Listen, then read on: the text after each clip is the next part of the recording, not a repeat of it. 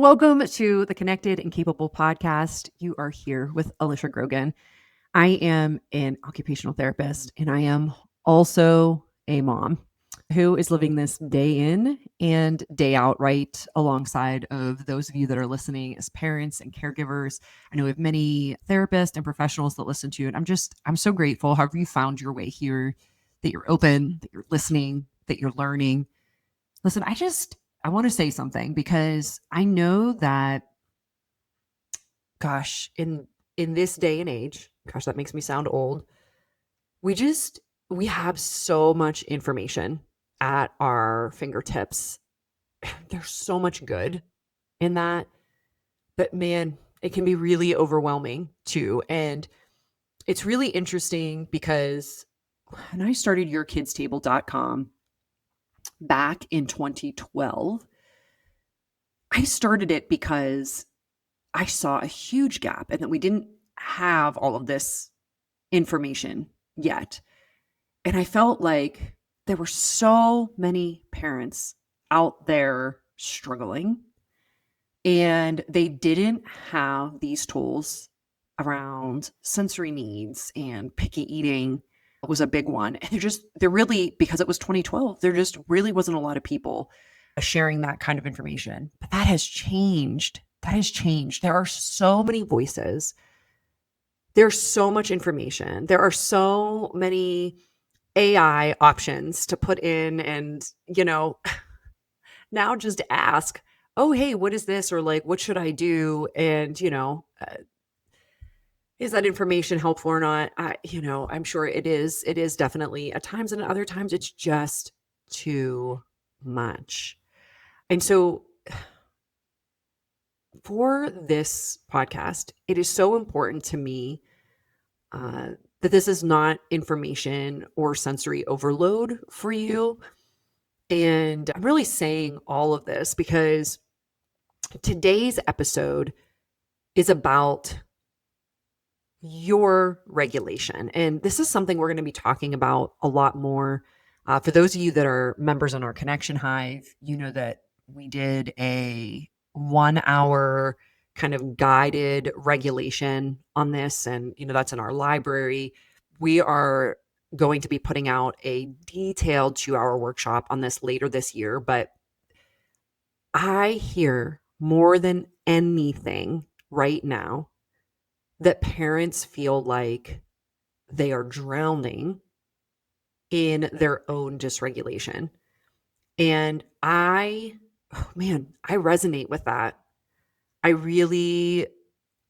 can think of many times I have had that experience myself as a parent. And I think this is particularly true for parents that also have a diagnosis themselves, that are neurodivergent themselves. Maybe a parent has autism or ADHD or an anxiety diagnosis, or truly a slew of other things that could be going on, childhood trauma, just so many different things and layers that you hear these strategies and you learn them. But it's like, great, that sounds awesome. Thanks for this direction, but I'm not even sure how to do this because I feel so dysregulated. And we heard this so much, in particular this past week, because on Instagram, I posted a reel of me saying basically kind of like a split screen of, on one side was, hey, I'm a parent that sees executive functioning challenges. And on the other side of the screen was, I'm a parent that sees bad behavior. And so the reel, which was like 3 minutes long, goes on to show multiple clips of me responding to my kid as like, this is bad behavior, right? So I say to my son off camera, actually there was no kids there, but I'm acting like I'm talking to a kid, and I say, oh my gosh, how many times do I have to put your shoes away? Now, I'm in a really calm state right now, so I'm not even really doing this justice. If you've seen the reel, you know what I mean. I was in that moment really acting, and I walked through like, oh, I just found these candy wrappers hidden in the bathroom, and I can't take this anymore. Like, what are you doing? Or our plans changed. I need you to get it together. You can't emotionally like fall apart. Okay, so I show all these clips, and then I say, hey, Like, if you are reacting this way, it's probably because you're dysregulated, probably because you're worried that your parenting is falling short, or because there's often layers to this, you often weren't allowed to do these things. So again, particularly true if you also have like the same diagnosis or struggles that your child has, and in a time when it was very misunderstood, let alone even acknowledged. You likely, in the way that parents were parenting primarily in the 80s and 90s, and listen, this isn't even like a judgment thing. I'm just saying, like, this is the reality. It gets triggering when we see our kids doing things that seem quote unquote bad, like they aren't listening, like they have to clean up and they're not doing it, or they just snuck something or lied about something that they weren't supposed to, or they're being really emotional and it's overwhelming. Okay. The next set of snippets in this reel are then the parent that sees the executive functioning challenges. So instead of seeing like, oh my gosh, my kid's not listening, it's like, oh, they have trouble following multiple step directions. Or, oh, they are really struggling with self control. That's an executive functioning skill. That's not a personality trait. And so we can then say stuff like we would respond differently in those moments and say, hey, can you get your checklist? Because remember, you haven't done your after school cleanup yet. So it's like put away your shoes, your book bag, whatever. It's, hey, I found these candy wrappers in the bathroom. Let's talk about it. Like, what was going on there? Because building awareness when our kids are struggling with sneaking is so important first. And when kids are struggling with self-control, just as a side note, it is something that they are not thinking about. There actually is no thought. It's just impulsive. I'm doing it right this second. So helping them stop and rewind and just think what was happening in that moment actually is what builds self-awareness. And so here's the thing that happened. We got tons of comments and tons of DMs as a result of this reel. Again, many people saying, oh, this is so helpful. I'm thankful. There were some comments saying, man, I'm the parent that just sees the bad behavior and I feel bad about it. Or I don't feel like this is so black and white. I do know that my kids are struggling with executive functioning skills or sensory needs or retained reflexes or emotional regulation. Okay. Like whatever that struggle is, I know my kid is struggling with that. But in the moment, I'm so dysregulated. That's coming out of my mouth. And I just want to say and be totally honest here, and that has been the case with me many times. When I was filming that reel, those words, when I had to act like the parent that saw the quote unquote bad behavior, rolled off my tongue so easily. And as I watched the playback, it took my breath away because it is how I have sounded at times when I've just been tired or I've lost my patience or I still was expecting more of him. I thought, we have maybe worked on this enough, like you should be getting it now. That has not been effective, thinking those things. And so I just want to acknowledge first, like if you're listening and thinking that is how I respond, or you saw this reel. But secondly, we got so more than anything, we had so many comments about, okay, these are great strategies because again, I walked through like, hey, try this instead, like we just talked about here. And so parents are like, this is great, but I'm not really sure what to do. So I want to talk about that today. And I want us to get into what can we start to do. Now, again, this is a big topic. We're going to be covering it more in lots of ways. But right now, today, I want you to listen to this and walk away with three things. Maybe you take all three of them. Maybe you take just one of them. Maybe come back and listen later. Whatever that you can do to help your own regulation. Because here's a couple of the questions that we got. This one asked, any particular advice for a mom who herself probably has ADHD and is super sensitive to the constant noise her 12-year-old ADHD son constantly makes? Okay. That's just one. There are so many. Another says, how can I, as an ADHD mom, teach and implement these skills and strategies when I struggle to self-regulate a lot as well? Are we doomed? Oh, first of all, we did answer those, of course. But I know that if we are hearing those things and comments and DMs, that there are so many more of you that are feeling that.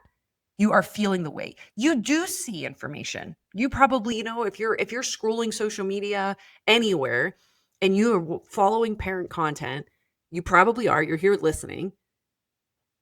If you are, there is also this horrible thing that is happening because these reels, TikToks, shorts on YouTube are made in such short format. To be honest with you, there's a bit of a rub for me with that. And it is one of the reasons I have started the podcast because it's such a quick snippet and it's designed to be that way. And these algorithms are literally being shaped to just constantly shorten our attention span.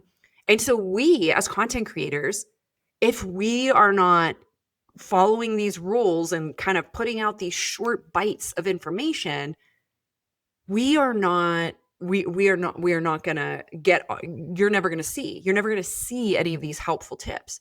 But there's such a rub there because when you're seeing the snippet, even in this 3-minute video, yes, the good information, obviously, I feel good about what we put out there, but it's such a small snippet. And these questions that are coming, these parents were so brave and are so wise to ask, oh my gosh, like this is great, but I'm struggling.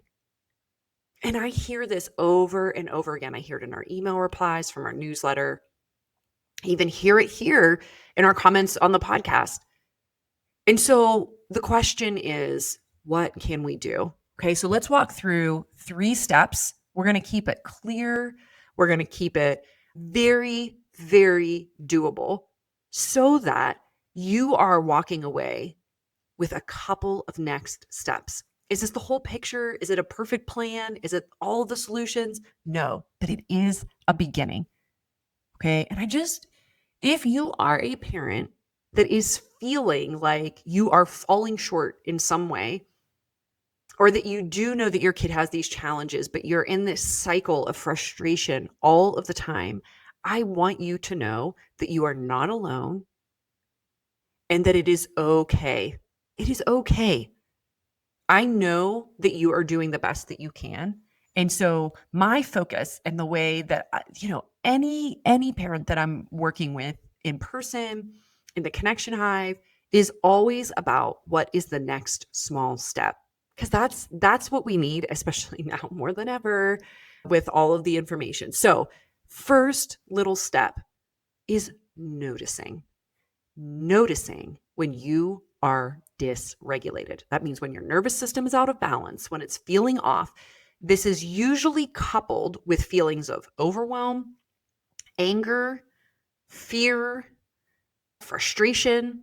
All of these things tend to signal in and push us to understanding like I am out of control right now. Okay. I can't tell you how important this step is. So even though in these comments and DMs that I just read to you, these parents are already starting to notice. But even in that noticing, like in that moment, they're thinking, "Oh yeah, like but I'm pretty dysregulated too." We have to go a little bit deeper into saying, when are those moments? Is it all of the time? It might be. It might be. There are many children and adults that walk around feeling dysregulated all of the time. And so if that's you, again, there is a way out of that and starting small. And it's just starting to notice, yeah, I'm really dysregulated. And if you're feeling dysregulated all the time, it might be that, oh, I am more dysregulated when these things happen. Because remember, dysregulation fluctuates up and down like a barometer. And even if you're at the top of that barometer in the dysregulation zone, that's fluctuating up and down itself. And So often we are so busy, we are doing so many things that we don't always recognize until after the fact that we are dysregulating. So, starting to notice how you feel before you respond to your child is already a game changer. It's already a game changer because you are just making yourself aware of it instead of reacting. It's just like the example that I told you about with the self-control. Okay?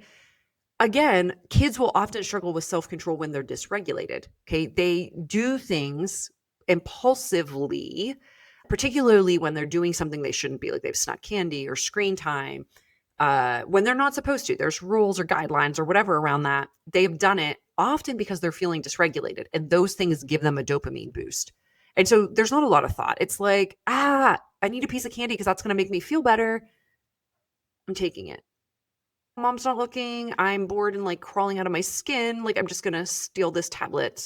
There's, no thought of like consequences or following directions. All those executive functioning skills are totally offline. And so that awareness is what starts to build it. And in the same way, us being aware of our own dysregulation is a really powerful step. So if you do nothing else, just starting to recognize it brings your higher level thinking back online. It can, okay, depending on how dysregulated you are. But even still, it is a healthy practice to help you start recognizing, okay, I'm dysregulated. It's going to give you the little bit of capacity that you need to probably, even if it's through gritted teeth, to not overreact, overrespond, yell, or react in some way that you don't want to. Of course, we can go a little bit deeper here. And so when we notice that dysregulation is happening, the second step is to use a regulation tool. Okay, there are many regulation tools. I want to just focus on a couple of here that are just, you literally can use anywhere. And I really do recommend starting to build a toolbox of regulation tools. You will find some things work better for you in different situations. Sometimes some regulation tool isn't enough. We often need to stack regulation tools depending on how dysregulated we are, in the same way that we will for our kids. But as adults, in the moment, because you might be getting super dysregulated in the middle of Target, in the car while you're driving, and there's total chaos going on behind you. Oh, I'm having so many flashbacks right now, even just saying that. Like, there are so many things that we can do, but two of the most powerful things that I think and have been really helpful in my own life, and also are something that I can use anytime, anywhere. So if I want to start there with these tools, because there's lots of movement-based tools that help physically move our body out of the dysregulation, which I think are very powerful and are very important. However, again, when we're driving the car, we're in the middle of Target, we need something we can do right now. We have our hands in soapy dishwater and our kids melting down. The first thing is just, you've noticed, and now we're going to start to take deep diaphragmatic breath. I often call these belly breaths with kids, and I teach them. My own kids use this strategy. It's one of the first things I go to with them. It is not just, taking a deep breath is nice. When you take a diaphragmatic breath, it's a deep breath where the air fills into your belly. And when you exhale, it comes out through your chest. I think we've talked about it on the podcast here before. And it's stimulating the vagus nerve. Okay. The vagus nerve is very important because it actually pushes our brain out of the activated, dysregulated state, and it releases calming hormones to push us into the regulated state. Okay. So, with that being said, if we can start to take deep breaths, and please hear me, I am not saying this is like a miracle worker. A lot of the time, we need to be consistent with using them. We need to think, oh, wait, I need to take a breath, and not just do that. Like, I kind of just took a shallow breath right there. That's not a diaphragmatic breath. A diaphragmatic breath is breathing in through your nose and holding it for 3, 4, 5, 6, or 7 seconds even, because you're actually putting pressure on that vagus nerve, which is what we want. So I usually do 5 seconds in for myself. I count 5 seconds in, taking that deep breath. 1, 2, 3, 4, 5. And then I exhale, which you can do through your nose or mouth, for a count of 5. And then I repeat that for 5 to 10 times. Okay. I usually need almost always 10 times if I'm needing to do that. If it's just a little bit of dysregulation that I feel bubble up, I might only do 1 or 2 breaths. Another tool is that I put my hand on my heart. Okay. My heart is where my anxiety often lives. So for me, this is really powerful. And it's become a physical reminder to me of, hey, I am in a living body here. This is all not just happening in my head. I'm going to take these deep breaths and I'm going to steady my heart. And that helps me take the edge off of that dysregulation. Okay, now, as I said, there is deeper work here also. We have talked about retained reflexes on the podcast. We have an entire episode dedicated to it. I'll link that up in the show notes if you've never heard of retained reflexes. I've always talked about them through the lens of a child having retained reflexes, but many adults do as well. And so having specific movements that you're doing on a regular basis can actually help integrate, make those reflexes go away. And guess what happens?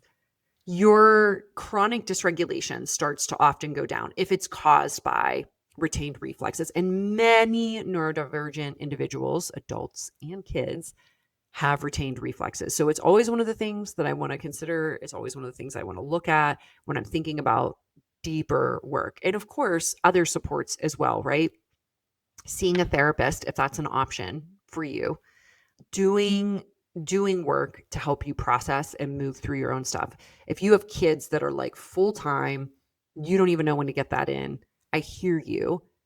But just know that that deeper work does pay dividends in not having to manage it as much on the front end. Okay.